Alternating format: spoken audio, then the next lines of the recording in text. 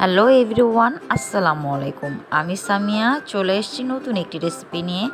আজকে আমি আপনাদের সাথে শেয়ার করব ওটসের খুবই মজাদার ও হেলদি একটি ব্রেকফাস্ট নিয়ে।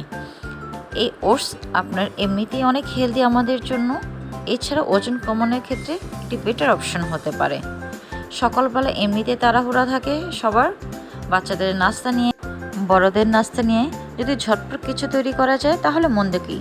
চলুন তাহলে শুরু করি। ওটসের ব্রেকফাস্ট তৈরির জন্য এখানে আমি একটি মাঝারি সাইজের কলা নিয়েছি। কলাটা আমি ছিলে নিচ্ছি। তারপর কলাটি আমি এখন কেটে নেব। ছুরি দিয়ে জাস্ট আপনি আপনার মন মতো কেটে নেবেন, এটা তেমন কিছু না।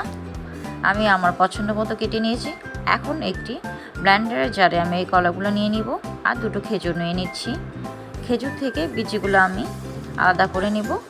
খেজুর কিন্তু আমাদের শরীরের জন্য খুবই উপকারী, প্রচুর এনার্জি আছে খেজুরে, ফাইবারও আছে।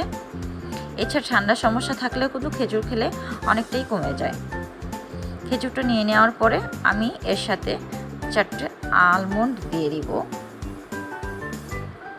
সব কিছু মিলিয়ে এখন আমি সামান্য পানি দিয়ে দিচ্ছি। কলা, খেজুর, বাদাম সবই কিন্তু আমাদের শরীরের জন্য খুবই ভালো। এখন দেখুন আমি ব্লেন্ড করে নিচ্ছি, একটি বাটিতে সবগুলো ঢেলে নিচ্ছি। এই পর্যায়ে আমি 1 কাপ ওটস নিয়ে নিয়েছি ব্লেন্ডার জারে, সামান্য পানি দিয়ে দিব। তারপর এটাও আমি ব্লেন্ড করে নিব। দেখুন ব্লেন্ড করে নেওয়া হয়ে গিয়েছে। এখন আমি বাদাম আর কলার যে মিক্সারটা করেছিলাম ওটার সাথে ওটসের এটা একসাথে মিশিয়ে দিচ্ছি। তারপর আমি খুব ভালোভাবে একটি চামচ দিয়ে এটা মিক্স করে নেব। মিক্সড করাটা কিন্তু খুব ভালো হতে হবে, একটু টাইম নিয়ে কিন্তু আমি এটা করে নিচ্ছি। এই পর্যায় পর্যন্ত যারা আমার ভিডিওটি দেখলেন, ভালো লাগলে চ্যানেলটি সাবস্ক্রাইব করে রাখার অনুরোধ রইল। বেল বাটনটা অবশ্যই অন করে দিবেন, যাতে এমন সহজ সহজ রেসিপিগুলো সবার আগে আপনার কাছে চলে যায়। এই পর্যায়ে আমি দিয়ে দিচ্ছি সামান্য পরিমাণ লবণ, দিয়ে দিচ্ছি মধু 2 চা চামচের মতো।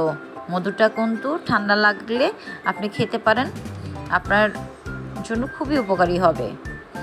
এই পর্যায়ে আমি দিয়ে দিচ্ছি দারচিনি গুঁড়া 1/2 চা চামচের মতো, দিয়ে দিচ্ছি বেকিং পাউডার 1 চা চামচের মতো। তারপর সবগুলো মিক্স করে নিচ্ছি। দারচিনিটা দিলে হয় কি, খুবই টেস্ট হয়। অনেকে গন্ধ লাগে, খেতে ভালো লাগে না, কিন্তু দারচিনিটা দিলে কি টেস্ট এত ভালো আসে, স্মেলটা খুব সুন্দর আসে। এই জন্য আমি দারচিনিটা দিলাম। তারপর আমি সবগুলো শুকনো উপকরণ আবার খুব ভালোভাবে মিক্স করে নিয়েছি। দেখুন মিক্সারটা ঠিক এমন হবে, না ঘন না পাতলা। এই পর্যায়ে আমি চুলায় একটি প্যান বসিয়ে দিয়ে দিয়েছি ঘি। এখন আমি ওটসের যে মিক্সারটা আছে না, ওইটা দিয়ে দিচ্ছি। অল্প অল্প করেই দিচ্ছি, আমি একটার বেশি একসাথে করব না। দেখা যায় এটা খুবই সফট হয়, অনেক সময় লেগে যেতে পারে, এই জন্য আমি একটা বেশি দিচ্ছি না। দেখুন কেমন ফ্লাফি হয়ে গিয়েছে। এখন আমি একটি চামচ দিয়ে খুব সাবধানে এটা উল্টিয়ে নিব।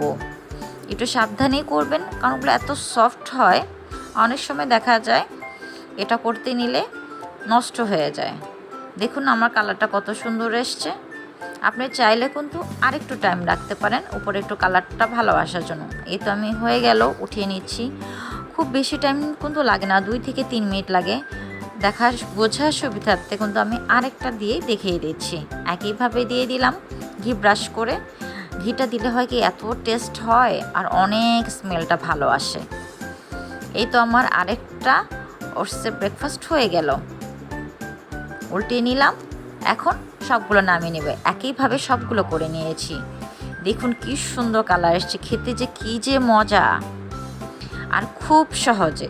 আমি এত সহজে দেখানোর চেষ্টা করেছি, আশা করি আপনাদের ভালো লেগেছে। বুঝতে খুব একটি কষ্ট হয়নি। সকালবেলা সবার কিন্তু খুব তাড়াহুড়া থাকে, ঝটপট যদি এটা তৈরি করে নেওয়া যায় তাহলে কিন্তু খুবই ভালো। আর যারা ওজন কমাতে চাচ্ছেন তাদের জন্য তো এটা মাস্ট।